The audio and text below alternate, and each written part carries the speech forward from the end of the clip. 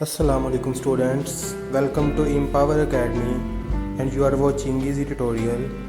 बिस्मिल्लाहिर्रहमानिर्रहीम। अस्सलाम वालेकुम बच्चों, क्या हाल है आप सबके। एम्पावर एकेडमी के प्लेटफॉर्म से मैं हूं शहजाद लतीफ़, आपका फिजिक्स टीचर। आज का हमारा जो टॉपिक है वो है assessment of total uncertainty in the final result. मतलब आपने एक मेजरमेंट की है, उस मेजरमेंट के अंदर आपने एक अनसर्टेनिटी देखी, लेकिन अब आप उस मेजरमेंट के ऊपर कोई कैलकुलेशन परफॉर्म करते हैं, मतलब एडिशन कर ली, सबट्रैक्शन कर ली, मल्टीप्लिकेशन, डिवीजन या एवरेज ले ली, या कोई भी आपने उसके ऊपर कैलकुलेशन परफॉर्म की। अब उस कैलकुलेशन का जो रिजल्ट आया है, उस एंड रिजल्ट में आपने अनसर्टेनिटी कैलकुलेट करनी है। वो आप इस तरह से करेंगे, वो आज हम सीखेंगे। हम सबसे पहले केस जो है वो एडिशन और सबट्रैक्शन का कंसीडर करेंगे। और एडिशन और सबट्रैक्शन का केस स्टार्ट करने से पहले मैं आपको एक छोटी सी बात बताना चाहूंगा कि जब भी आप टोटल अनसर्टेनिटी कैलकुलेट करेंगे तो आपको क्या करना पड़ेगा, जितने भी फैक्टर्स इन्वॉल्व होंगे उस कैलकुलेशन में, हर फैक्टर के लिए अनसर्टेनिटी कैलकुलेट करना पड़ेगी। ठीक है, ये बात आपने याद रखनी है। तो चलिए स्टार्ट करते हैं एडिशन और सबट्रैक्शन के साथ। एडिशन और सबट्रैक्शन में हमें पता है कि हमें दो या दो से ज्यादा क्वांटिटीज चाहिए जब भी आपने करनी हो इसके साथ कोई भी कैलकुलेशन। तो फर्स्ट करें, हमारे पास एक पहली मेजरमेंट है x1 और दूसरी मेजरमेंट है x2। x1 आपके पास है 10.5 और जो x2 है वो आपके पास है 26.8। इसके अंदर जो एब्सोल्यूट अनसर्टेनिटी है वो है 0 प्लस माइनस 0.1 की, और इसके अंदर जो एब्सोल्यूट अनसर्टेनिटी है वो भी है 0.1 सेंटीमीटर की। Absolute uncertainties, I hope so आपको जो कांसेप्ट है वो क्लियर है। अगर किसी बच्चे को नहीं पता कि एब्सोल्यूट अनसर्टेनिटी क्या होती है, फ्रैक्शनल अनसर्टेनिटी क्या होती है या परसेंटेज अनसर्टेनिटी क्या होती है, तो हमारा जो पिछला टॉपिक था प्रिसीजन और एक्यूरेसी वाला, उसको एक बार जरूर देख लीजिएगा। ठीक है, आपको क्लियर हो जाएगा। यहाँ पे हमारे पास भी एब्सोल्यूट अनसर्टेनिटीज आ गई। तो जब भी आपने एडिशन और सबट्रैक्शन करनी है तो एक थंब रूल है अनसर्टेनिटी कैलकुलेट करने का, टोटल अनसर्टेनिटी के, आप उन एब्सोल्यूट अनसर्टेनिटीज को ऐड कर लें। ठीक है, मतलब फर्स्ट करें, आप दोनों पॉइंट के बीच का डिस्टेंस कैलकुलेट करना चाहते हैं तो डिस्टेंस आपके पास आ जाएगा x2 माइनस x1, मतलब and point minus starting point में आपको ऑलरेडी भी बता चुका हूं बात। तो आपके पास ये आ जाएगा 3 और ये 16.3 और प्लस माइनस, अभी मैंने आपको बताया कि आप एब्सोल्यूट अनसर्टेनिटीज को ऐड कर लेंगे। ये आपने क्या किया, एब्सोल्यूट अनसर्टेनिटीज को ऐड कर लिया। हमारे पास फाइनल रिजल्ट बन जाएगा 16.3 प्लस माइनस 0.2 सेंटीमीटर। अब एब्सोल्यूट अनसर्टेनिटीज को ऐड ही क्यों करना है, इसका एक छोटा सा प्रूफ है, वो प्रूफ भी मैं आपको बताता चलूंगा। ठीक है, आपकी किताब के इंडेक्स में दिया हुआ, लास्ट में आप अगर देखना चाहें तो वहां से भी देख सकते हैं। फर्स्ट करें, आपके पास एक मेजरमेंट है x और दूसरी मेजरमेंट आपने की y। इस मेजरमेंट के अंदर जो फ्लक्चुएशन आ सकती थी वो डेल x है, इसके अंदर जो फ्लक्चुएशन आ सकती है वो है डेल y। आप इसका मतलब है जो पहली मेजरमेंट है वो हो जाएगी x plus minus del x, और जो दूसरी मेजरमेंट है वो हो जाएगी y plus minus del y। मतलब x के अंदर इतना एरर है और y के अंदर इतना एरर मौजूद है। अब इन दोनों मेजरमेंट्स को जब आप ऐड करेंगे तो मैक्सिमम एरर कितना मौजूद हो सकता है, दो ही केस है कि x plus del x plus y plus del y, यहाँ पे दूसरा केस हो सकता है x minus del x plus y minus del y। ये दो केस हो सकते हैं। इस केस को जब हम सिंप्लीफाई करेंगे तो हमारे पास रिजल्ट आएगा x प्लस y प्लस, जब हम कॉमन निकालेंगे तो del x plus del y, और इस केस का जो हमारे पास रिजल्ट है वो आ जाएगा x प्लस y, और यहां से जब इन दोनों में से हम माइनस कॉमन निकालेंगे तो minus del x plus del y। इसका मतलब है इन दोनों मेजरमेंट्स का हमारे पास जो फाइनल रिजल्ट आया वो आ जाएगा x प्लस y प्लस, और ये वाला minus into del x plus del y। ये जो डेल x है ये क्या है, एरर इन x है, और ये क्या है, एरर इन y। इसका मतलब है इन दोनों को हमने क्या किया है, एरर इन x को ऐड कर दिया है एरर इन y में। तो यही हमारा जो काम है जो हमने करना है कि आपने जब भी अनसर्टेनिटी कैलकुलेट करनी है तो दोनों मेजरमेंट्स में मौजूद एब्सोल्यूट अनसर्टेनिटीज को ऐड कर देना है। अब हम देखेंगे मल्टीप्लिकेशन और डिवीजन के केस में। स्टूडेंट्स आप सब जानते ही हैं कि जब आपने मल्टीप्लिकेशन या डिवीजन करनी होती है तो उसके लिए आपको दो या दो से ज्यादा क्वांटिटीज चाहिए होती हैं जिनके ऊपर आप एडिशन या मल्टीप्लिकेशन का जो फैक्टर है उसको अप्लाई कर सकते हैं। तो चलिए हम सबसे पहले क्या करते हैं, दो जो क्वांटिटीज है वो कंसीडर कर लेते हैं। सबसे पहले हमने जो क्वांटिटी कंसीडर की है वो है वोल्टेज, और उसको हमने कंसीडर किया कि वो है 5.2 और इसके अंदर जो एब्सोल्यूट एरर है वो है 0.1 वोल्ट का, और जो करंट हमने कंसीडर किया है वो है 0.84 एम्पीयर, और इसमें जो एरर है या फिर आप एब्सोल्यूट अनसर्टेनिटी है वो है 0.05 एम्पीयर की। अब फर्स्ट करें स्टूडेंट्स, ये जो अनसर्टेनिटीज, ये जो दो क्वांटिटीज हैं इनको आप कोई किसी कैलकुलेशन में यूज करना चाहते हैं, मतलब फर्स्ट करें आप इन दोनों को यूज करते हुए रेजिस्टेंस फाइंड करना चाहते हैं। तो ओम लॉ हमें क्या बताता है, V is equal to IR। यहां से अगर आप R की वैल्यू निकालना चाहते हैं तो हमें क्या करना पड़ेगा, I से दोनों तरफ डिवाइड करना पड़ेगा। तो इसका मतलब है हमारे पास जो R है वो इक्वल आ जाएगा V ओवर I के। देखिए यहाँ पे अब हम, इसका मतलब हमारे पास एक डिवीजन का फैक्टर आ गया, हम यहाँ पे क्या करेंगे, डिवीजन करेंगे, और इसके लिए हमें क्या करना पड़ेगा, अगर हम सिंपली 5.2 को 0.84 पे डिवाइड कर देंगे तो हमारे पास रेजिस्टेंस की वैल्यू आ जाएगी। हमने कैलकुलेशन कर ली, लेकिन जो रेजिस्टेंस की वैल्यू आएगी उसके अंदर टोटल अनसर्टेनिटी कितनी होगी, हमारा मेन क्वेश्चन तो ये है। तो यहाँ पे अनसर्टेनिटीज को कैलकुलेट करने के लिए आपको क्या करना पड़ेगा, सबसे पहले आपको जो एब्सोल्यूट अनसर्टेनिटीज दी गई हैं उनसे परसेंटेज अनसर्टेनिटीज कैलकुलेट करना पड़ेगी, और एट द एंड उन परसेंटेज अनसर्टेनिटीज को आपको ऐड करना पड़ेगा। ठीक है, मतलब मल्टीप्लिकेशन और डिवीजन के केस में आपने क्या करना है, परसेंटेज अनसर्टेनिटीज को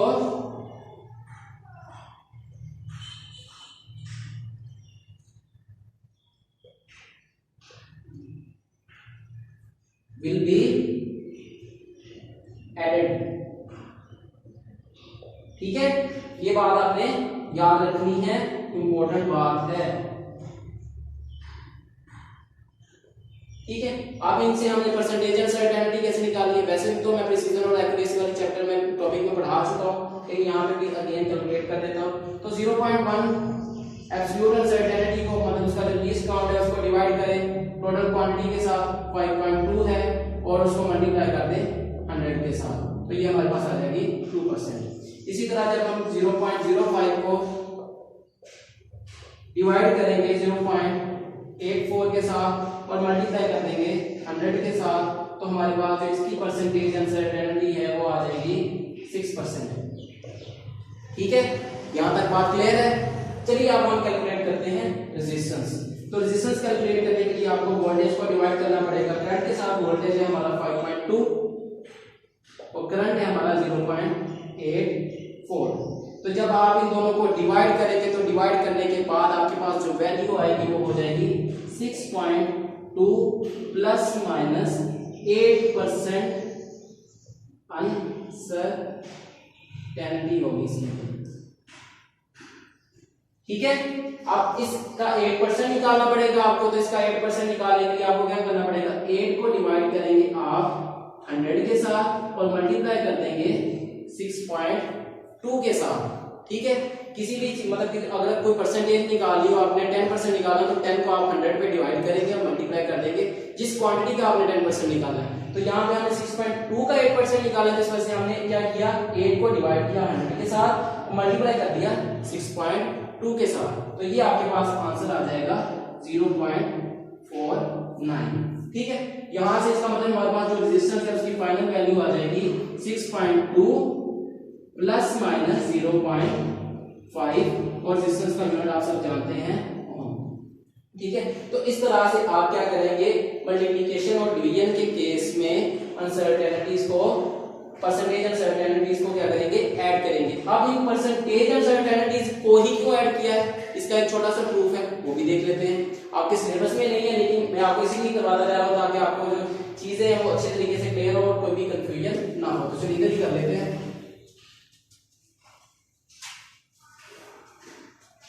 अगर कहीं पे कोई कंफ्यूजन बाकी रह जाए तो नीचे कमेंट करके पूछा करें, हमसे लाजमी इंशाल्लाह हम आपको आंसर करेंगे। वही बात अगेन आप कंसीडर करें, एक क्वांटिटी है इसके अंदर एरर है del x, वो एक क्वांटिटी है y इसके अंदर एरर है del y।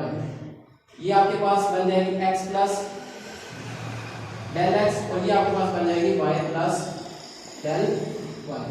ठीक है, साथ में माइनस भी, मतलब इतना फ्लक्चुएट कर सकती है।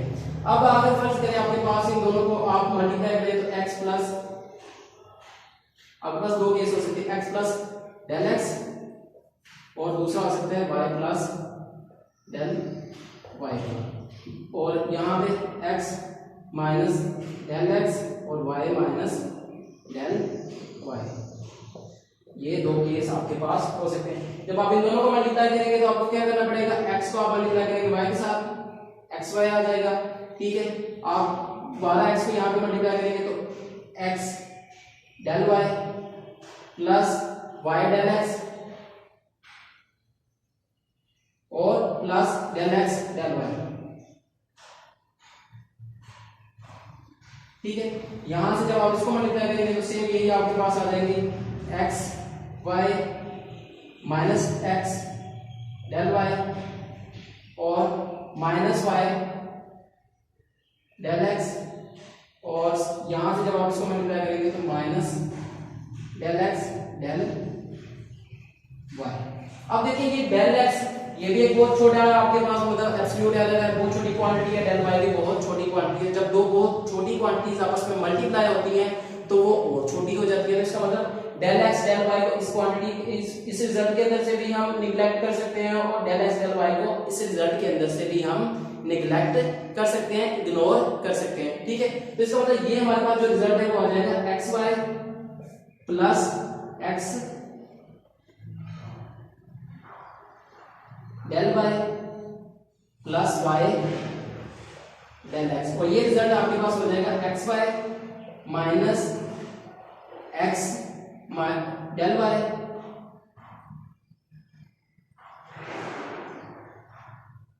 और माइनस वाई डेल एक्स, ठीक है। इसके अंदर से आपने जब प्लस को कॉमन निकाला तो आपके पास हो जाएगा X Y plus X del Y plus Y del X. Same इसी तरह जब आप यहां से भी एक्स वाई और माइनस कॉमन निकालेंगे तो आपके पास हो जाएगा X del Y plus Y del X, ठीक है। तो ये आपके पास दोनों को क्या आ गया, मल्टीप्लिकेशन आ गई, और यहां से आपने माइनस कॉमन निकाल लिया। इसका मतलब है ये हमारे पास जो क्वांटिटी इसके अंदर जो मैक्सिमम एरर है वो है x plus X del Y plus Y del X, इसके अंदर जो मैक्सिमम एरर है वो है minus X del Y plus Y del X, ठीक है।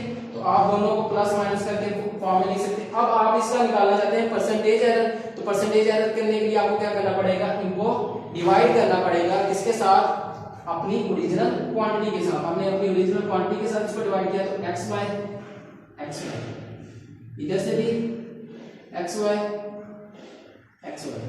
ये x इस x से कट गया, ये y इस y से कट गया, यहाँ पे भी यही केस होगा, कट गया। इसका मतलब del x del y over y plus del x over x आ जाएगा, ठीक है। और यहाँ से आ जाएगा आपके पास del y over y plus del x over x। वही केस जो हमने यहाँ पे किया था, अगर आप इसको 100 से मल्टीप्लाई कर दे तो आपके पास परसेंटेज आ जाएगी, परसेंटेज अनसर्टेनिटी, तो आपने परसेंटेज अनसर्टेनिटीज को ही ऐड किया है। ये एक सिंपल सा इसका प्रूफ था। अगर आपको फिर भी इसके अंदर कोई कंफ्यूजन है तो हमें ला भी बताइएगा। अब हम बात करेंगे पावर फैक्टर की। पावर फैक्टर का मतलब है कि फर्ज करें आपके पास एक मेजरमेंट है, उस मेजरमेंट की आपकी पावर लेने, मतलब कि आपने रेडियस कैलकुलेट किया, उस रेडियस का आप स्क्वायर ले लें, क्यूब ले लें, कोई भी उसकी पावर लें, तो उस केस में जब आपके पास फाइनल रिजल्ट आएगा, उस फाइनल रिजल्ट के अंदर अनसर्टेनिटी कितनी होगी। तो सबसे पहले हम कंसीडर करते हैं कि हमारे पास एक क्वांटिटी दी गई है, वो है रेडियस। रेडियस है हमारे पास किसी एक सिलेंडर का 2.25, और इसके अंदर जो अनसर्टेनिटी है या जिस इंस्ट्रूमेंट के साथ इसको मेजर किया गया है उसका लीस्ट काउंट था 0.01 सेंटीमीटर, ठीक है। और इस रेडियस से हम उस सिलेंडर का कैलकुलेट करना चाहते हैं वॉल्यूम, तो वॉल्यूम का फॉर्मूला हमें पता है, वो होता है 4/3 पाई आर क्यूब, ठीक है। तो जब हम वॉल्यूम कैलकुलेट करेंगे तो उस वॉल्यूम का जब रिजल्ट आएगा तो उसके अंदर फाइनल अनसर्टेनिटी कितनी होगी वो अब हम कैलकुलेट करना चाहते हैं। तो इसके लिए हमारे पास एक सिंपल सा असूल ये है कि सबसे पहले आप परसेंटेज अनसर्टेनिटी को कैलकुलेट करेंगे। जिस तरह आपने मल्टीप्लिकेशन और डिवीजन के केस में परसेंटेज अनसर्टेनिटी निकाली थी, सेम उसी तरह आप यहाँ पे भी परसेंटेज अनसर्टेनिटी निकालेंगे। उस परसेंटेज अनसर्टेनिटी को निकालने के बाद आप इस पावर के साथ मल्टीप्लाई कर देंगे। इसका मतलब है पावर फैक्टर के लिए जो रूल है वो ये बनता है कि multiply the percentage uncertainty by that power factor. तो इसका रूल लिख लीजिए। रूल है इसका, आपने जिसको याद रखना है, मल्टीप्लाई द परसेंटेज अनसर्टेनिटी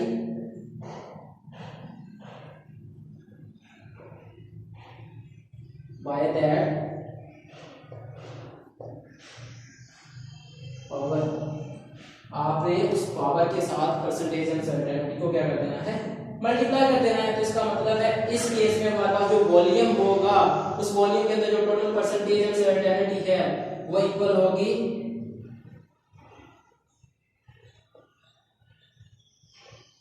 वो इक्वल होगी 3 मल्टीप्लाई बाय परसेंटेज अनसर्टेनिटी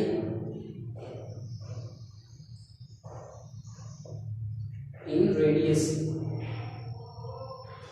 इसका मतलब है हमें सबसे पहले परसेंटेज अनसर्टेनिटी इन रेडियस कैलकुलेट करना पड़ेगी। तो चलिए वो कैलकुलेट कर लेते हैं। उसका तरीका मैं आपको पिछले टॉपिक में बता चुका हूं, वो है आप 0.01 को डिवाइड कर देंगे 2.25 के साथ और मल्टीप्लाई कर देंगे 100 के साथ, तो ये आपके पास आ जाएगी 0.4%। अब इस 0.4% को आपने मल्टीप्लाई करना है 3 के साथ। इसका मतलब है आपके पास परसेंटेज अनसर्टेनिटी इन V आ जाएगी 0.4 मल्टीप्लाई बाय 3, तो 1.2%। आपके पास वॉल्यूम की कैलकुलेशन आ जाएगी 4/3 मल्टीप्लाई बाय 3.14, और आपके पास रेडियस की वैल्यू है 2.25। इसका आपने क्यूब लेना है और प्लस माइनस 1.2% इसके अंदर अनसर्टेनिटी होगी। मतलब ये 1.2% ऊपर नीचे फ्लक्चुएट कर सकता है। जब आप ये कैलकुलेशन परफॉर्म करेंगे तो आपके पास जो फाइनल रिजल्ट है वो हो जाएगा 47.689 सेंटीमीटर क्यूब प्लस माइनस 1.2%। ठीक है, ये 1.2% का मतलब यही होगा कि इसके अंदर इतनी वेरिएशन आ सकती है। तो जब आप इसका 1.2% निकालेंगे तो वो आपके पास बन जाएगा 0.6, तो आपके पास वॉल्यूम हो जाएगा 47.689 प्लस माइनस 0.6 सेंटीमीटर क्यूब। तो चलिए अब इसके प्रूफ की बात कर लेते हैं कि हमने परसेंटेज अनसर्टेनिटीज को जो मल्टीप्लाई क्यों किया है इस पावर के साथ। ठीक है, अगर इसमें किसी को कोई कंफ्यूजन है तो उसको नोट कर सकता है। आपको थोड़ा सा टाइम दे देता हूं, उसको पॉज करें और पॉज करके नोट करें। चलिए,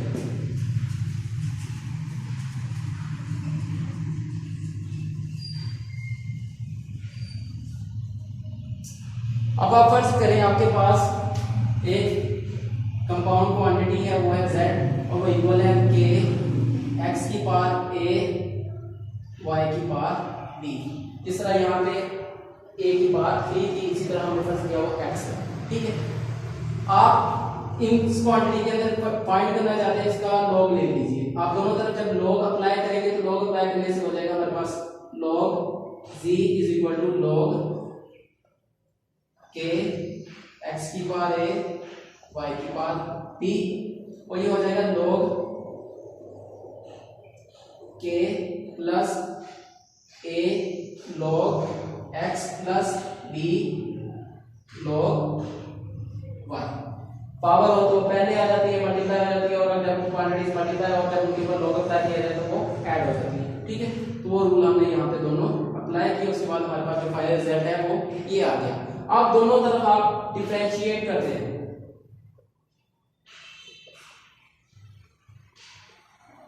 डिफरेंशिएटिंग। ठीक है, तो हमारे पास हो जाएगा d z over z।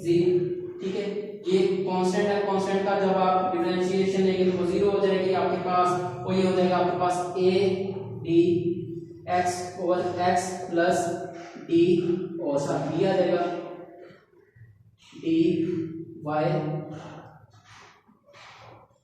Over Y.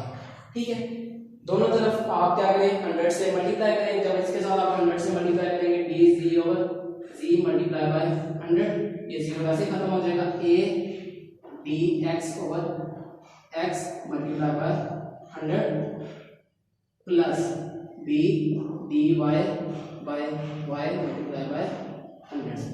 तो अगर आप ध्यान से देखें तो ये भी क्या बन रही है, परसेंटेज अनसर्टेनिटी इन एक्स, और ये परसेंटेज अनसर्टेनिटी इन y, और a क्या है हमारे पास पावर फैक्टर है, b क्या है पावर फैक्टर है। तो ये परसेंटेज अनसर्टेनिटी जो कि x के अंदर है वो x के वाली परसेंटेज अनसर्टेनिटी x के पावर फैक्टर के साथ मल्टीप्लाई हो रही है, और जो y के अंदर परसेंटेज अनसर्टेनिटी है वो y की पावर के साथ मल्टीप्लाई हो रही है। इसका मतलब है यहाँ पे अगर हमारे पास कोई एक और क्वांटिटी होती, उसकी भी कोई पावर होती, उसकी भी हम परसेंटेज अनसर्टेनिटी निकाल के उसकी पावर के साथ मल्टीप्लाई करते और एट द एंड दोनों को ऐड ही करते। ये बात भी याद रखनी है, ये बात शायद ही कोई बताता हो यहाँ पे, लेकिन आपने इस बात को ध्यान में रखना है कि अगर आपके पास दो या दो से ज्यादा पावर फैक्टर्स आ जाएं तो उन सब की परसेंटेज अनसर्टेनिटीज को उनकी पावर के साथ मल्टीप्लाई करने के बाद उन सब को ऐड करते हैं। ये एक सिंपल सा रूल है, इसको आपने ज़हन नशीन करना है। अभी हम देखेंगे कि अगर आपके पास काफी ज्यादा मेजरमेंट्स दी गई हैं और मेजरमेंट्स की आप क्या निकालना चाहते हैं एवरेज, तो उन एवरेज के अंदर टोटल अनसर्टेनिटी कितनी होगी। तो आपने क्या करना है, इस केस में आपके पास जितनी भी मेजरमेंट्स दी गई हैं सब मेजरमेंट्स की सबसे पहले एवरेज निकाल दें, पहला स्टेप। दूसरा स्टेप आप ये करें कि उस एवरेज वैल्यू से आप देखें कि हर जो मेजरमेंट है वो कितना डेविएट हुई है, मतलब कितना आगे या कितना पीछे है, और आपने साइन को इन्वॉल्व नहीं करना। ठीक है, और एट द एंड क्या करें, उस डेविएशन की एवरेज निकालें, वो आपके पास उस टोटल मेजरमेंट की क्या होगी, अनसर्टेनिटी होगी। तो एग्जांपल कंसीडर कर लेते हैं, आपके पास किताब में एग्जांपल दी है, वही एग्जांपल हम यहाँ पे भी देख लेंगे। सबसे पहले एग्जांपल है 1.20, दूसरी है आपके पास 1.22, तीसरी है 1.23, चौथी है 1.19, 1.22, 1.21। इन सब की आप क्या करें, सबसे पहले एवरेज निकालें। एवरेज निकालने के लिए क्या करना पड़ेगा, इन सबको ऐड करना पड़ेगा। 1.20 plus 1.22 plus 1.23 plus 1.19 plus 1.22 plus 1.21, और इसको डिवाइड कर दें नंबर ऑफ एलिमेंट में। नंबर ऑफ एलिमेंट्स है हमारे पास 1 2 3 4 5 6, आपने 6 पे डिवाइड किया तो आपके पास जो इसकी एवरेज है वो आ जाएगी 1.21।